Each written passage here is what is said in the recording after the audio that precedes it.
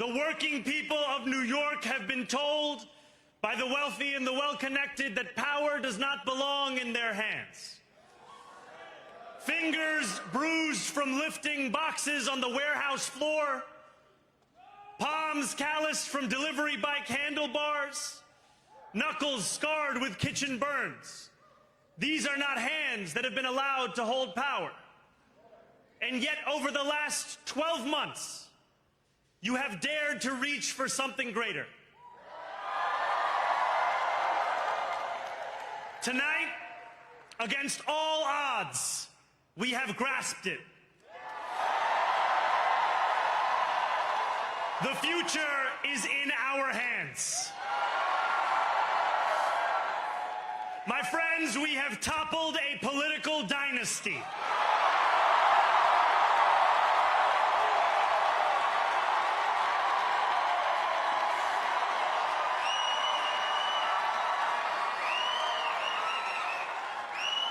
I wish Andrew Cuomo only the best in private life. But let tonight be the final time I utter his name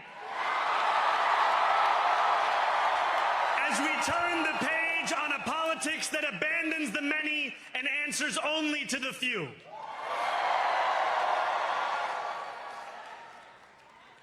New York, tonight you have delivered a mandate for change. A mandate for a new kind of politics.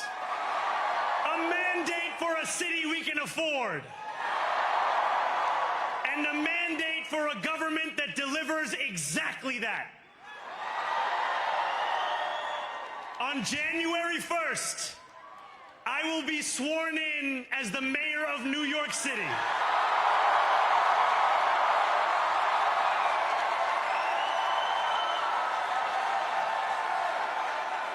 And that is because of you. So before I say anything else, I must say this. Thank you. Thank you to the next generation of New Yorkers who refuse to accept that the promise of a better future was a relic of the past. You showed that when politics speaks to you without condescension, we can usher in a new era of leadership. We will fight for you because we are you. Or as we say on Steinway, ana minkum wa ilaykum.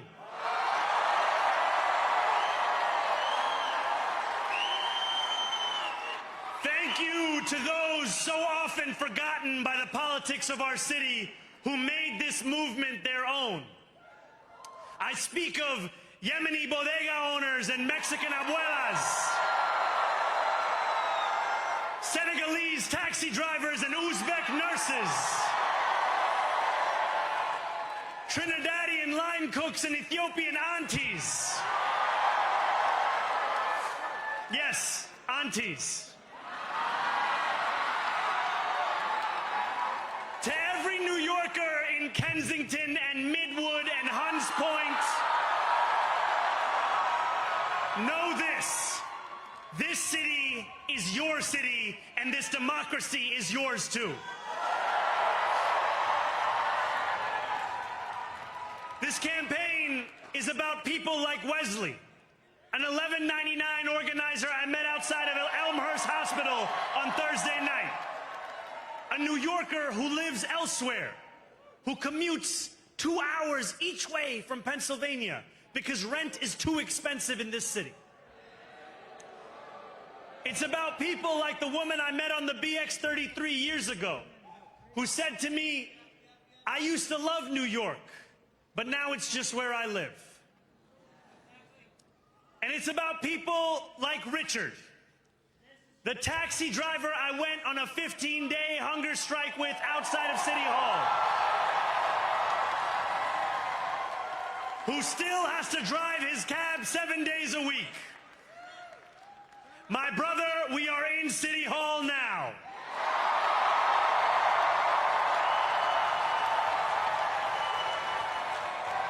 This victory is for all of them. And it's for all of you.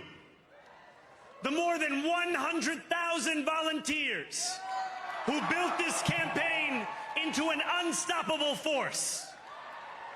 Because of you, we will make this city one that working people can love and live in again.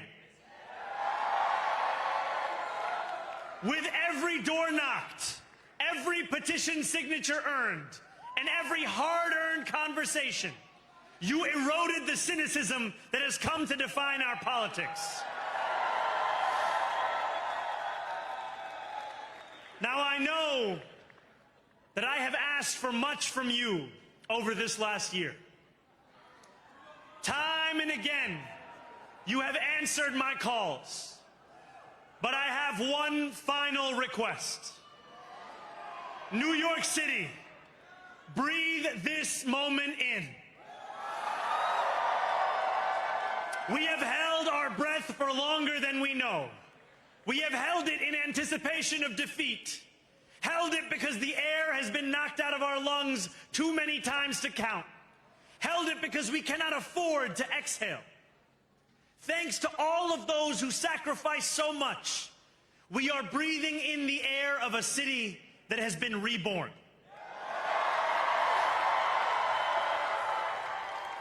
To my campaign team, who believed when no one else did,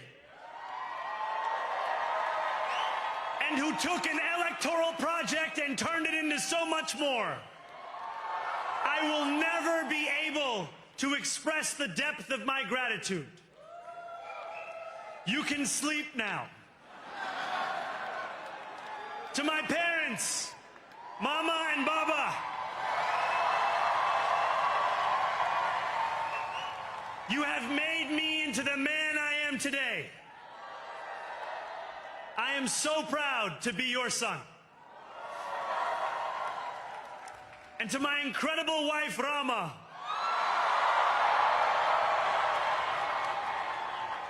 Hayati, there is no one I would rather have by my side in this moment and in every moment.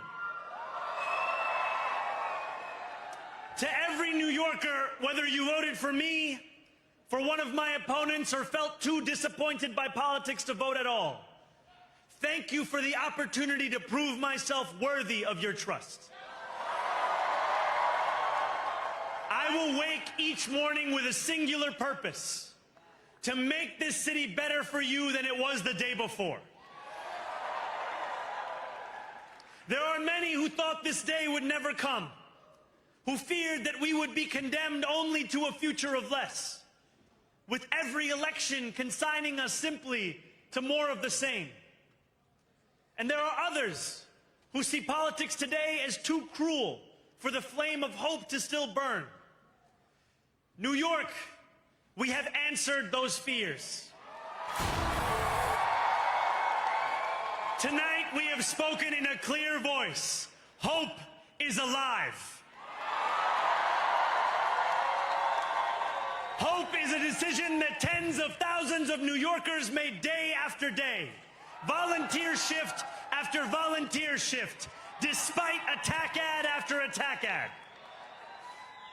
More than 1 million of us stood in our churches, in gymnasiums, in community centers, as we filled in the ledger of democracy. And while we cast our ballots alone, we chose hope together. Hope over tyranny. Hope over big money and small ideas. Hope over despair. We won because New Yorkers allowed themselves to hope that the impossible could be made possible. And we won because we insisted that no longer would politics be something that is done to us. Now it is something that we do.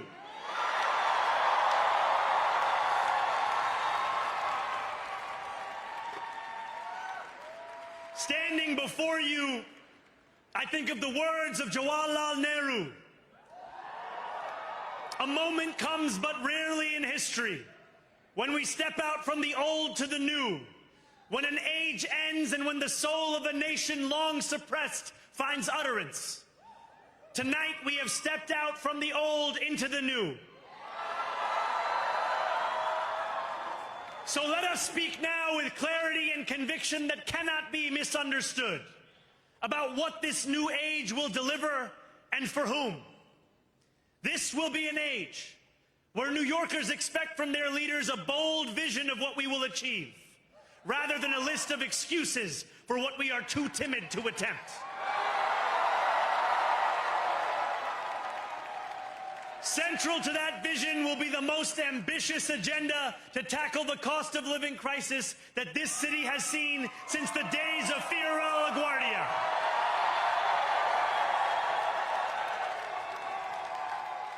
An agenda that will freeze the rents for more than 2 million rent-stabilized tenants.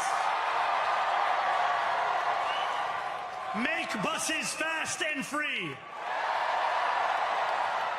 And deliver universal child care across our city.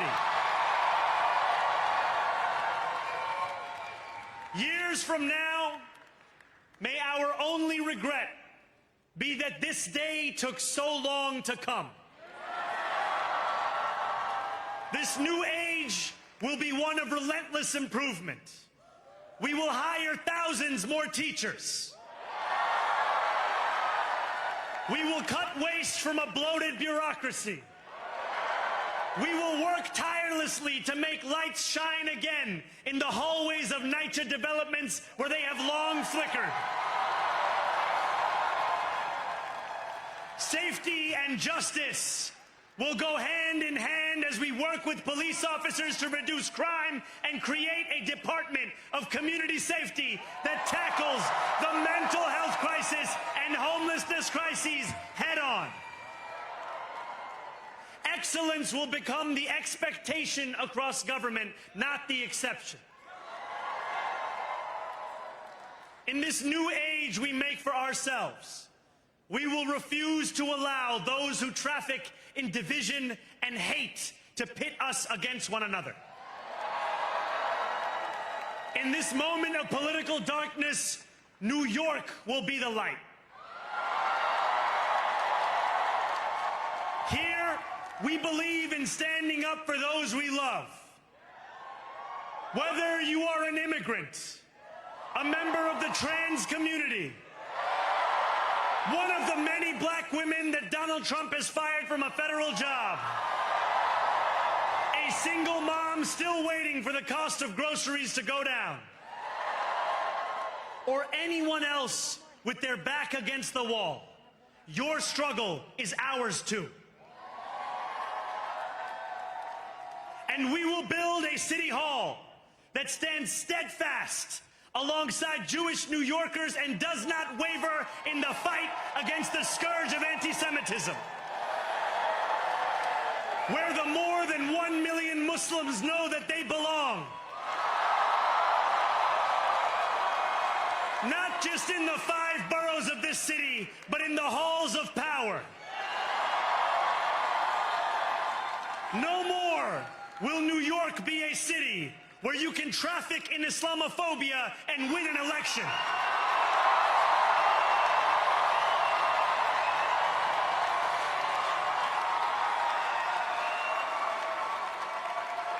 This new age will be defined by a competence and a compassion that have too long been placed at odds with one another. We will prove that there is no problem too large for government to solve and no concern too small for it to care about. For years, those in City Hall have only helped those who can help them. But on January 1st, we will usher in a city government that helps everyone. Now, I know that many have heard our message only through the prism of misinformation. Tens of millions of dollars have been spent to redefine reality and to convince our neighbors that this new age is something that should frighten them. As has so often occurred, The billionaire class has sought to convince those making $30 an hour that their enemies are those earning $20 an hour. They want the people to fight amongst ourselves so that we remain distracted from the work of remaking a long broken system. We refuse to let them dictate the rules of the game anymore.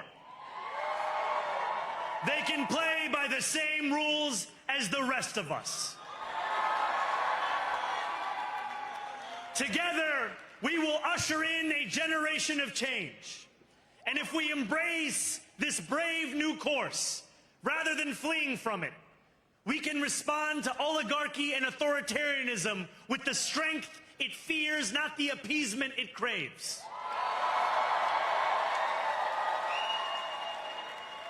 After all, if anyone can show a nation betrayed by Donald Trump how to defeat him, it is the city that gave rise to him.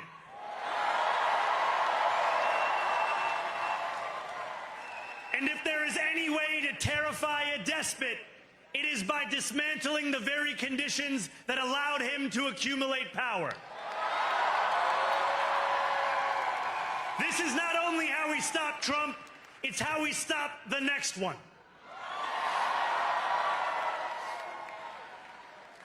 So Donald Trump, since I know you're watching, I have 4 words for you.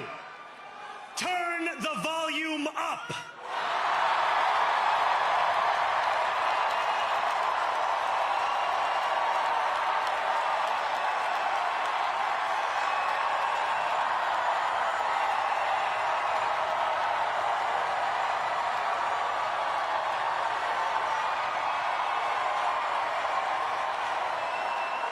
We will hold bad landlords to account because the Donald Trumps of our city have grown far too comfortable taking advantage of their tenants. We will put an end to the culture of corruption that has allowed billionaires like Trump to evade taxation and exploit tax breaks.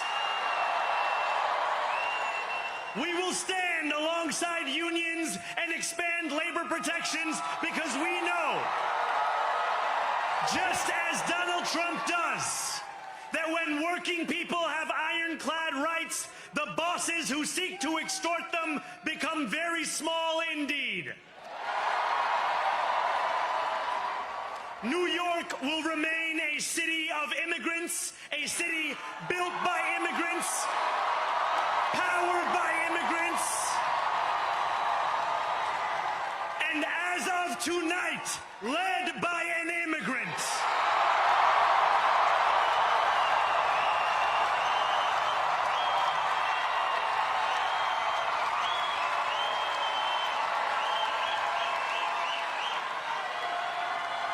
So hear me, President Trump, when I say this. To get to any of us, you will have to get through all of us.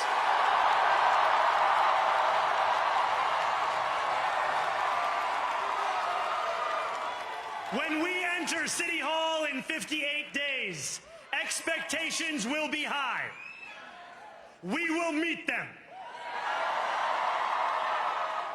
A great New Yorker once said that while you campaign in poetry, you govern in prose.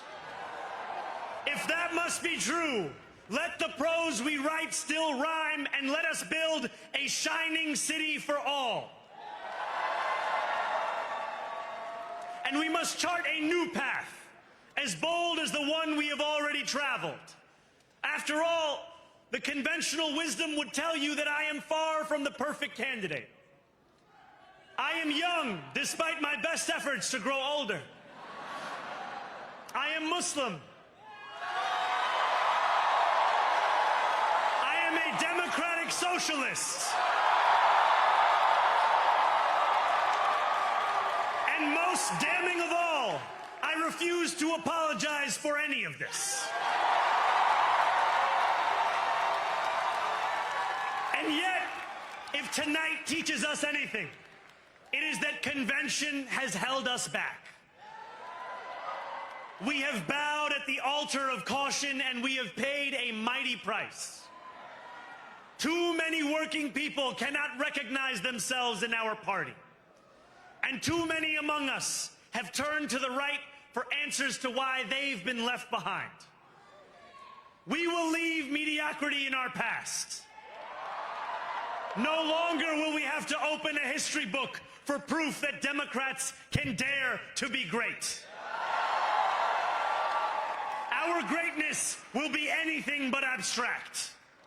It will be felt by every rent-stabilized tenant who wakes up on the first of every month, knowing the amount they're going to pay hasn't soared since the month before. It will be felt by each grandparent who can afford to stay in the home they have worked for, and whose grandchildren live nearby because the cost of childcare didn't send them to Long Island. It will be felt by the single mother who is safe on her commute and whose bus runs fast enough that she doesn't have to rush school drop-off to make it to work on time. And it will be felt when New Yorkers open their newspapers in the morning and read headlines of success, not scandal. Most of all, it will be felt by each New Yorker when the city they love finally loves them back. Together, New York, we're going to freeze the...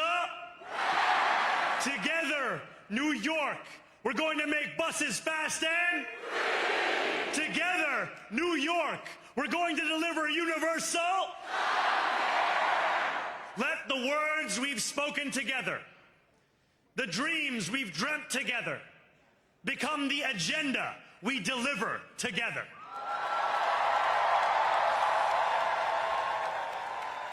New York, this power, it's yours. This city belongs to you. Thank you.